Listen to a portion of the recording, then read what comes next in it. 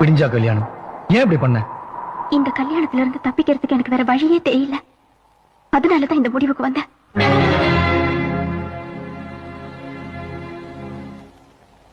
யாரு கேட்டு இந்த கல்யாணத்தை முடிவு பண்ணீங்க? நீங்களா பேசி நிச்சயம் பண்ணுவீங்க, நான் வந்து கழுத்தை நீட்டணுமா?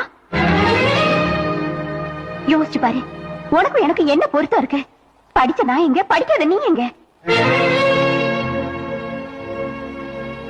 சரி, நான் உன்னையே கல்யாணம் பண்ணிக்கிறேன்னு வச்சுக்க. ஏன் கூட வாழறதுக்கு உனக்கு என்ன நாகரிகம் தெரியும்? நாளைக்கே என் கூட படிச்சவங்க ஃப்ரெண்ட்ஸ் வருவாங்க. அவங்க கூட பழகதான் தெரியுமா, இல்ல 4 வார்த்தை இங்கிலீஷ்ல தான் பேச தெரியுமா? என்னமா இப்படி பேசுற? இத்தனை நாள் நான் சின்ராசோட ஆசையா பேசலையா, பழகலையா? அந்த வீட்டு ஆடு மாடு கூட தான் நான் ஆசையா பேசுறேன், பழகுறேன். அதுக்காக அதையெல்லாம் நான் கல்யாணம் படிக்க முடியுமா?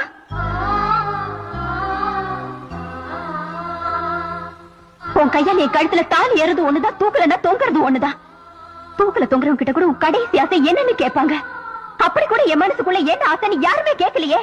ஏன் நாம தானே படிக்க வச்சோம், நாம தானே வளர்த்தோம், நாம என்ன சொன்னாலும் கேட்டுக்குவோம் நினைச்சீங்க, அப்படித்தானே? இத்தனை நாளா நீ என்கிட்ட பேசுனது பழகலாம் வச்சு நீ என் மேல ஆசை வச்சிருக்கேன் நினைச்சேன்.